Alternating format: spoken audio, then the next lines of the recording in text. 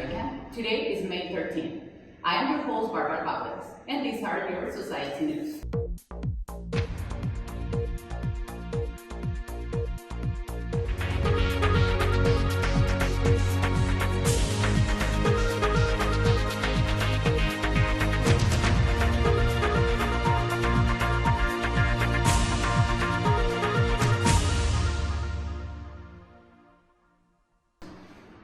Tonight we are discussing in our panel the possible impeachment of President Nixon. With us, we have our four panelists: No Evidence Wiggins, Specificity Sandman, Constitutional Jordan, and Undecisive Ulcer Flowers. Before we begin, let's take a look at the bumpy path to get us where we are right now.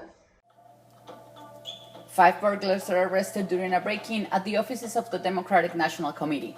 One of them is James McCord, Security Director for the Committee for the Re-election of the President. Both Woodward and Carl Bernstein from the Washington Post begin the investigation on Watergate. FBI agents established that the Watergate break-in stemmed from a massive campaign of political spying and sabotage conducted on behalf of the Nixon re-election effort.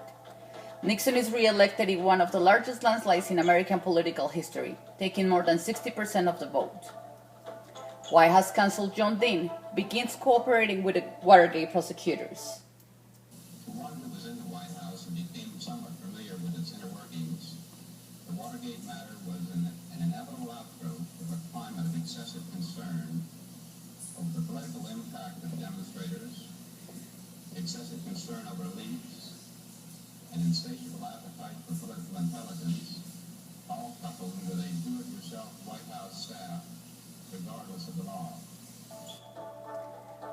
Special Prosecutor Cox rejects Nixon's compromise to allow Senator Stennis to listen to the tapes and prepare summaries. As a result, Nixon orders Attorney General Elliot Richardson to fire Cox. He refuses and resigns. Nixon orders then Deputy Attorney General William Ruckelshaus to fire Cox. He also refuses and is sacked. Finally, Solicitor General Robert Bork fires Cox in what is known as the Saturday Night Massacre. During a press conference, Nixon defends his actions, urges the nation to put Watergate behind it, and says, "Let me just say this. I made my mistakes, but in all of my years of public life, I have never profited from public service. I've earned every cent. And in all of my years of public life, I have never obstructed justice. And I think, too, that I can say that in my years of public life, that I welcome this kind of examination, because people have got to know whether or not their president's a crook. Well, I'm not a crook. I've earned everything I've got." A federal grand jury indicted 7 men on charges of covering up the Watergate scandal. Among them are John Mitchell, former Attorney General; H.R. Haldeman, former White House Chief of Staff; John D. Ehrlichman, former Assistant to the President for Domestic Affairs; and Charles Colson, former Special Counsel to the President. Nixon still refuses to hand over the tapes, but provides more edited transcripts to the Judiciary Committee. These are some of the transcripts. Okay, panelists. Now, do you believe impeachment is the solution to this scandal?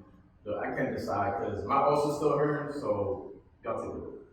Yes, the president needs to be held accountable. The American people are demanding it now. The Constitution and the rule of the law are way more important than any president or political party.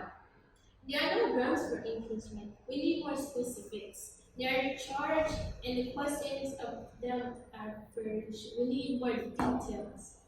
There's no specific evidence that has directly linked our president to any criminal act. If you don't impeach, we're just standing in our highest office standard of conduct that is unacceptable. But like I said, we're talking about ulcer. The president didn't do anything. There's no clear evidence against him. Even though Nixon has made a number of statements that made him look a little bad, he hasn't committed a crime. Listen, this is something we cannot walk away from. It happened now, we have to deal with it right now. How are you going to deal with it? Impeachment. If we impeach him, we have enough more parties. Okay. Whether he's impeached or not, do you think this scandal is going to affect Nixon's legacy? No, there's no scandal. No, there are specific things he has done.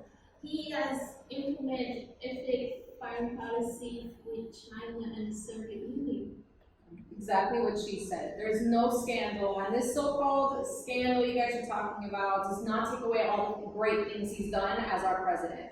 Not only in foreign policy, but domestic policy as well. He directed the complete desegregation of southern schools, he supported the Clean Air Act, and he established an environmental protection agency. Of course, he's a stain on his legacy, because everything you just mentioned was in his first administration, not post scandal. His involvement in Watergate has tarnished any legacy. The scandal will forever ruin the trust Americans have in the government. We must uphold to the Constitution. Impeachment. Okay. Any last remarks that you guys have?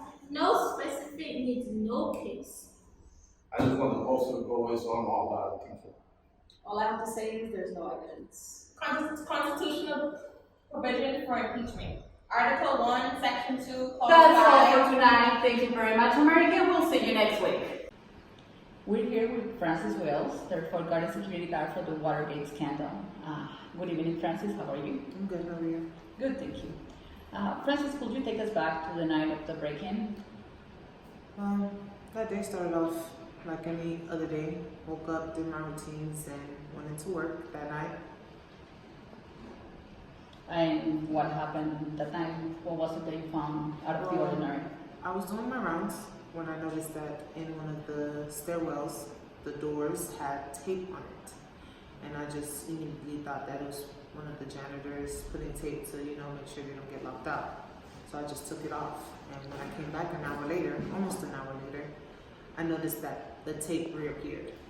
Okay, and were you the only security officer in the building? Yes, I was.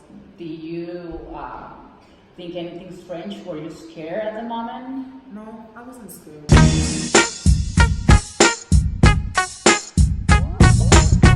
I just thought it was very suspicious, so I immediately called police in that moment. Okay, what happened when the police arrived? They came and they did an inspection and they noticed that one of the offices were ransacked and they found 5 men. They came out with their hands up. Okay, did they take you in for interview you? Yes, they questioned me to see if I was a part of it, which I wasn't, and then they let me go. Okay, and what happened after with your job? I stayed with the job for a little while when I realized I wasn't being treated fairly. They were paying other people, giving them raises, and I was still stuck at the same pay. Yeah, but did you make money with your speeches and interviews after the scandal? Once a year, whenever it came around, but nothing else. And why do you think they didn't give you a raise? That I couldn't say for sure. Were they ever acknowledged your part in this scandal? Some people try, but most of the time they just sweep it under the rug. Okay, and what happened after you didn't get a raise? What did you do? I quit my job and then I moved back home to take care of my mother. At first I tried to look for jobs, but it was very hard because a lot of people weren't hiring me, or I feel like they were afraid to hire me. And what do you think was that? What were they afraid of? Maybe because of the situation. Some people thought I was wrong, some people thought I was right, so. Were there any threats made to you? Okay. I know you had your 2 minutes of fame in the movie All the President's Men. Barely. They showed me for the first seconds of the movie. I felt like if I yawned, I would have missed it. But did you profit from that? Not really. Do you feel that the government and your employers, the Democratic Party, they all fail you? In some cases, sometimes I do think that, but other times they're doing what they have to do. So if they want to not acknowledge me, that's on them. And what are you doing right now? What are your plans for the future as well? I just want to put this behind me, continue on with my life, and hopefully this doesn't stop me from continuing with my future. All right, Francis, thank you so much. It was a pleasure having you here tonight, and we hope to hear from you soon.